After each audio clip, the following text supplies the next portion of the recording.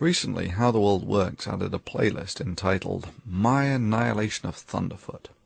The cute irony being that the last video in the series, that's 1/4 of the entire videos, he had nothing to do with at all. Someone else made it.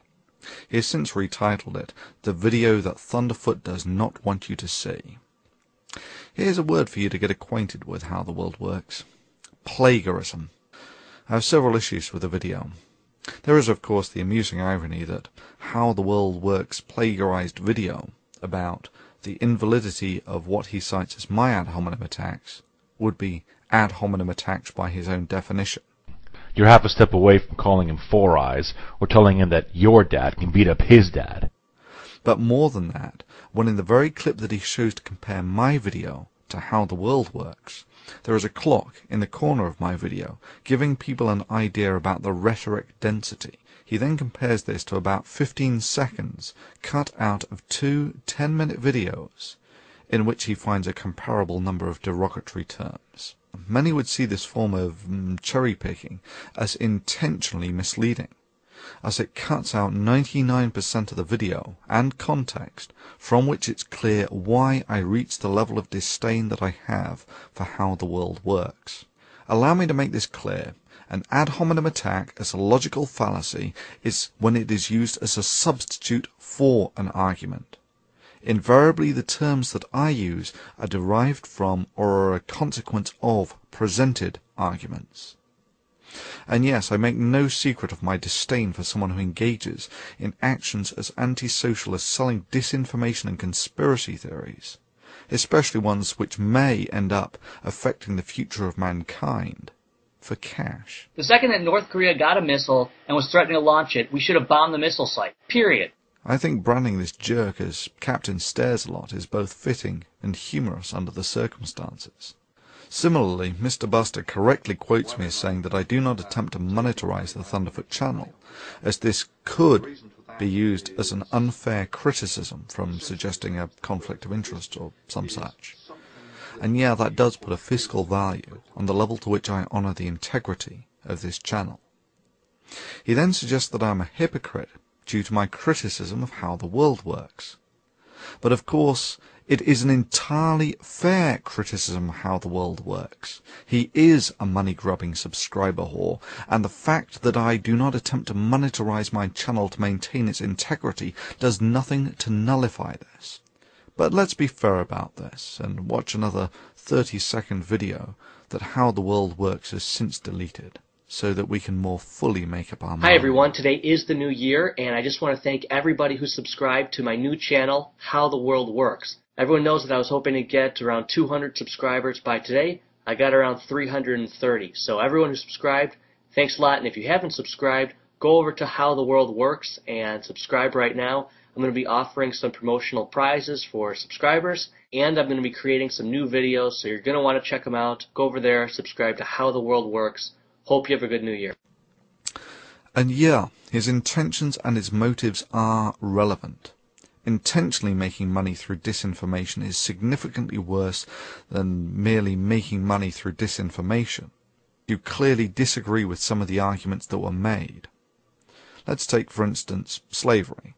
His relation of capitalism to slavery was not only a display of his gross misunderstanding of capitalist fundamental roots, but an abject attempt to pull on the heartstrings of his viewers, despite a completely irrational and non sequitur argument. With respect to slavery, I say that no, by historical observation, slavery can function perfectly happy within society if the society permits it, and it has done so for several thousand years. And yes, the American slave trade demonstrates explicitly that capitalism has no issues about slavery. To say that I misrepresented or misquoted anything here is simply a denial of reality and history. Similarly, claiming this is merely an appeal to emotion is just not true. Its effects are directly relevant today. A brief history of the United States. About 250 years ago, the country was founded with a Declaration of Independence, after which, for about 100 years, slavery and the slave trade were acceptable and profitable in the United States. And yes, profitability is the only metric of success in capitalism. And yes, there are exceptionally brutal elements to this. Look at the practice of slave breaking. For obvious reasons, slavery was financially more expedient for menial work than employing free men. About 150 years ago there was the Civil War, when it was decided that slavery was really not terribly ethical. And yeah, that's right, people fought a war primarily over this. Then 50 years ago there was the Civil Rights Movement, which finally got equal rights for blacks.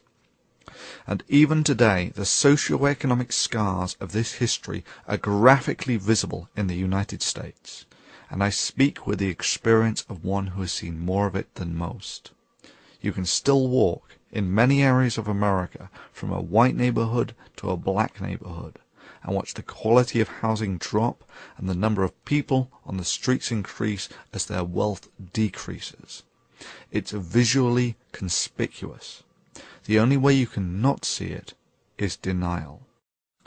Well, does anyone have any comments on the effectiveness of the healing of these socio-economic scars in a primarily capitalistic society over the past quarter of a millennium?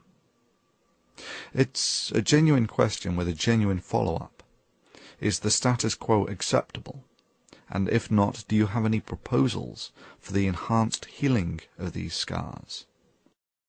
Sure, you can say, well, they have equal rights now, but metaphorically, it's closer to breaking both of someone's legs and then saying, what are you complaining about? You are now allowed to compete on level terms with everyone else in the races. My sentiment is similar to that expressed by Colin Powell about the Iraq War. It's Pottery Barn rules.